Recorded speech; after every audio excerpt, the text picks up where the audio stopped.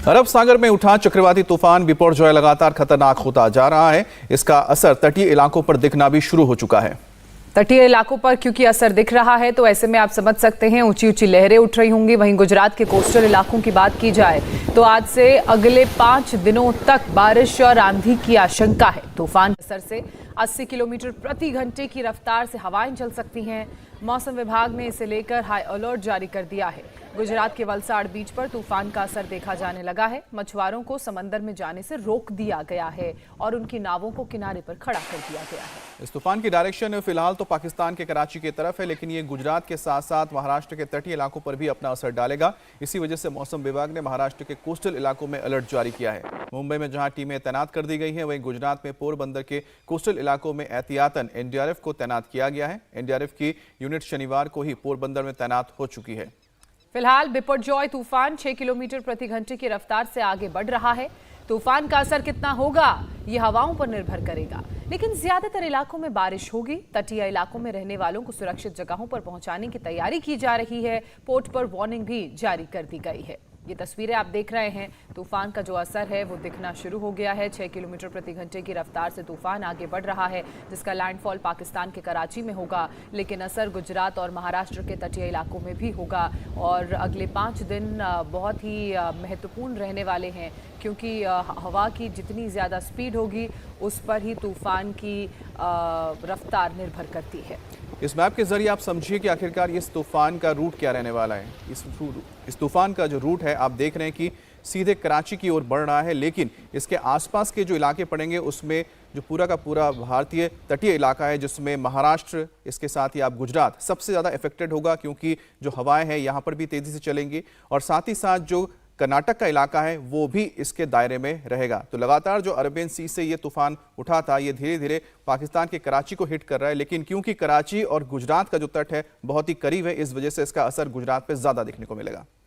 ये तूफान भले ही कराची की तरफ बढ़ रहा हो, लेकिन जैसा कि अमित ने कहा, इसका असर गुजरात पर भी पड़ेगा।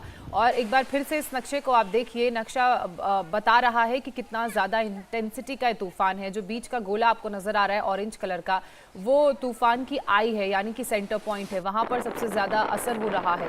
और जैसे जैसे आप बाहरी इलाका देख रहे हैं, हरे पीले रंग का इलाका और उसके बाहर का हरे रंग का इलाका, वहाँ पर सेंटर के मुकाबले असर और कम हो रहा है। लेकिन वही हवा जो है वो डिसाइडिंग फैक्टर है। जितनी ज़्यादा हवा तेज़ चलेगी उतना ज़्यादा तूफान का असर जब वो कराची की तरफ जाएगा तो रास्ते में पड़ने वाले गुजरात पर भी पड़ेगा, क्योंकि पाकिस्तान और गुजरात का ये जो सी बॉर्डर है, यहाँ से होता हुआ अरेबियन सी में तूफान सीधे पाकिस्तान की तरफ जा रहा है और इसलिए आसपास पड़ने वाले तटीय इलाकों को भी ये प्रभावित कर रहा है। तो जो तस्वीर इस वक्त आप देख रहे हैं कि किस तरह से जो रूट है, रूट के हिसाब से अगर देखा जाए तो इसका सबसे ज़्यादा असर गुजरात के तमाम तटीय इलाकों में पड़ने वाला है और इसका असर मुंबई के आसपास के इलाकों में भी पड़ेगा और लगभग अगले 5 दिनों तक बारिश होने की संभावना जताई गई है।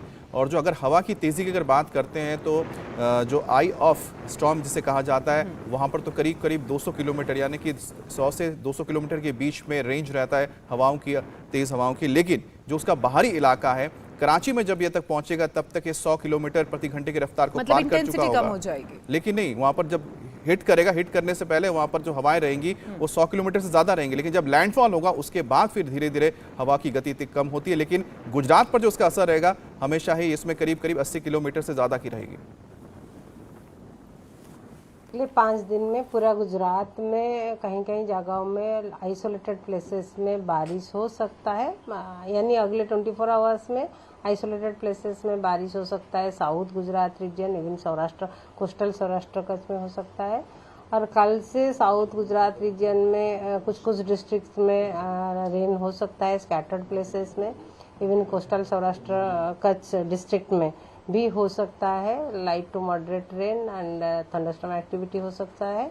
परसों से मॉडरेट थंडरस्टॉर्म एक्टिविटी होने का संभावना है, लाइट टू मॉडरेट रेन का साथ साथ। और अगले 5 दिन में Gujarat north and south Gujarat coast adjoining north east Arabian sea में फिशरमैन के लिए वार्निंग रखा गया है। Wind speed mostly 35 to 45 kilometre per hour, gusting to 55 kilometre per hour. जो हमारा आरआरसी है, रीजनल रिस्पांस सेंटर गांधीनगर, वहाँ से एक टीम पोरबंदर के लिए मूव की गई है, जो कि ये बिपरजॉय साइक्लोन है, उसको लेकर हमें स्टेट गवर्नमेंट से जो ऑर्डर्स मिले हैं, ये प्रिकॉशनरी डिप्लॉयमेंट के लिए मूव हुई है।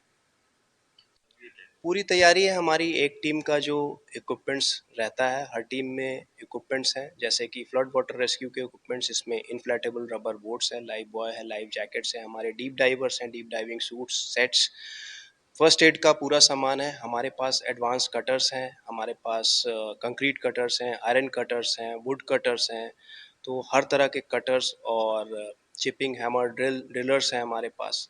तो हम रोप रेस्क्यू के हमारे पास पूरे सामान है, तो हम पूरी तरह से इक्विप्ड हैं और हम तैयार हैं।